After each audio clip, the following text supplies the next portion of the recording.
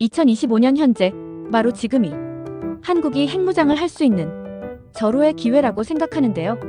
여러분은 어떻게 생각하세요? 현재 우리나라를 둘러싼 국제 정세가 많이 변했어요. 특히 미국에서 트럼프 대통령이 다시 취임하면서 한반도 정세가 요동치고 있죠. 트럼프 대통령이 미국 우선주의를 외치며 동맹국들에게 더 많은 방위비 분담을 요구하고 있어요. 트럼프 대통령은 취임 직후 한국은 미국의 보호에 무임승차하고 있다고 말했어요. 그러면서 한국이 핵무기를 가져야 한다고 언급했죠. 여러분, 이게 무슨 의미일까요? 미국 대통령이 동맹국에게 핵무기를 가지라고 하는 건 전례가 없는 일이에요. 이런 상황에서 우리나라가 핵무장을 고려해볼 만하다는 의견이 나오고 있어요. 하지만 이건 정말 신중하게 접근해야 할 문제예요. 핵무기는 양날의 검과 같거든요. 먼저 핵무장의 장점을 살펴볼까요? 가장 큰 장점은 국가 안보를 강화할 수 있다는 거예요. 북한의 핵 위협에 대응할 수 있는 강력한 수단이 되겠죠. 또한 미국에 대한 의존도를 줄일 수 있어요. 하지만 단점도 만만치 않아요. 국제사회의 제재를 받을 수 있고 경제적 타격도 클 거예요. 또한 주변국과의 관계가 악화될 수 있죠.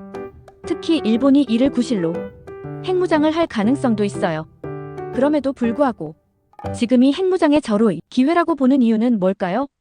바로 미국의 태도 변화 때문이에요. 트럼프 대통령은 동맹국의 핵무장에 대해 이전 정부들보다 훨씬 관대한 입장을 보이고 있어요. 또한 북한의 핵 위협이 계속되고 있는 상황에서 우리의 안보를 스스로 지켜야 한다는 목소리가 커지고 있어요. 2024년 말 북한이 또다시 핵실험을 강행했다는 점도 이런 주장에 힘을 실어주고 있죠. 하지만 여러분, 핵무장은 정말 신중하게 접근해야 해요. 국제사회의 반응, 경제적 영향, 그리고 무엇보다 우리 국민의 의견을 충분히 고려해야 해요. 그리고 핵무장 외에는 다른 방법은 없을까요? 예를 들어 미국의 전술핵을 다시 한반도에 배치하는 방안도 있을 수 있어요. 또는 나토의 핵 공유 정책처럼 미국과 핵무기를 공동으로 운용하는 방안도 고려해 볼 수 있겠죠. 여러분은 어떻게 생각하세요? 우리나라가 핵무장을 해야 한다고 보시나요? 아니면 다른 방법으로 안보를 강화해야 한다고 생각하세요? 이 문제는 우리 모두가 함께 고민해야 할 주제예요. 단순히 해야 한다 또는 하면 안 된다로 결론 내릴 수 있는 문제가 아니에요. 우리의 안보, 경제, 외교 관계 등을 종합적으로 고려해야 해요. 우리나라는 이미 세계적인 원자력 기술을 보유하고 있어요. 핵무기 제조 능력은 충분하다고 볼 수 있죠. 다만 지금까지 국제사회와의 약속을 지키기 위해 핵무장을 하지 않았을 뿐이에요. 하지만 국제 정세가 급변하고 있어요. 미국의 동맹 정책이 변화하고 있고 북한의 핵 위협은 계속되고 있죠. 중국과 러시아의 영향력도 커지고 있고요. 이런 상황에서 우리의 안보 전략도 재검토해야 한다는 목소리가 커지고 있어요. 특히 트럼프 대통령의 재선 이후 미국의 동맹 정책이 더욱 불확실해졌어요. 동맹국들이 더 많은 비용을 부담해야 한다는 트럼프의 주장은 여전해요. 심지어 한국과 일본이 핵무기를 가져야 한다고 말하기도 했죠. 이런 발언들이 한국의 핵무장 논의에 불을 지피고 있어요. 그런데 여러분, 이런 상황이 꼭 나쁜 것만은 아닐 수 있어요. 오히려 우리에게 기회가 될 수도 있죠. 어떻게요? 바로 우리의 협상력을 높일 수 있는 기회가 될 수 있어요.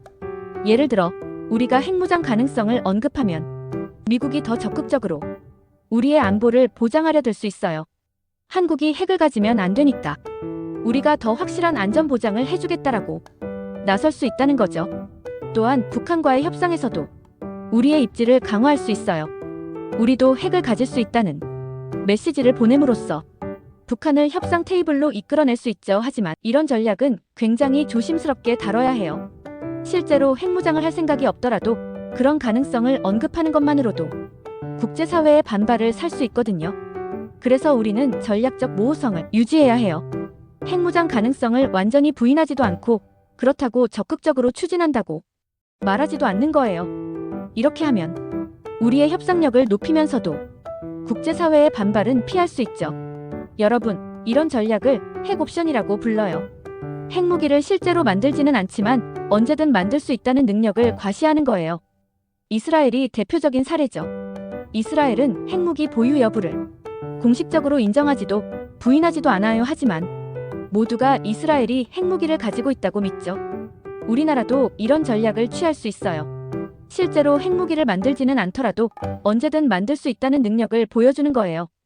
이렇게 하면 북한의 핵 위협도 어느 정도 억제할 수 있고 미국과의 협상에서도 유리한 고지를 점할 수 있어요. 하지만 이런 전략에도 위험은 있어요. 주변국들의 경계심을 자극할 수 있고 국제사회의 제재를 받을 수도 있죠. 그래서 정말 신중하게 접근해야 해요. 그리고 잊지 말아야 할 것이 있어요. 핵무기는 결코 사용해서는 안 되는 무기예요. 단순히 억제력으로만 존재해야 하죠. 그래서 핵무장을 하든 핵 옵션을 유지하든 그 목적은 오직 평화여야 해요. 여러분, 우리나라의 안보 문제는 정말 복잡해요. 단순히 핵무장을 하면 모든 게 해결될 거라고 생각하면 안 돼요. 오히려 더 큰 문제를 만들 수도 있어요. 그래서 우리는 다양한 방안을 종합적으로 고려해야 해요. 미국과의 동맹을 강화하는 방안, 주변국들과의 관계를 개선하는 방안, 그리고 우리의 자주국방 능력을 높이는 방안 등을 함께 추진해야 해요. 특히 자주국방 능력을 높이는 것은 정말 중요해요. 미사일 방어 체계를 강화하고 첨단 무기 개발에 투자하고 사이버 안보 능력도 높여야 해요. 이런 노력들이 모여서 우리의 안보를 더욱 튼튼하게 만들 수 있어요. 그리고 무엇보다 중요한 건 국민적 합의예요. 핵무장이든 핵 옵션 유지든 어떤 선택을 하든 국민들의 지지가 있어야 해요. 그래서 이런 문제에 대해 국민들과 충분히 소통하고 토론해야 해요. 우리나라는 이미 많은 위기를 슬기롭게 극복해왔어요.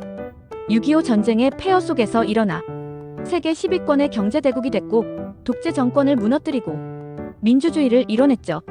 그리고 IMF 외환위기도 극복했어요. 이런 경험들이 우리에게 있어요.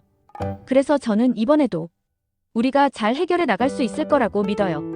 저는 이런 모든 상황을 고려해 지금이야말로 핵무장의 적기라고 생각해요.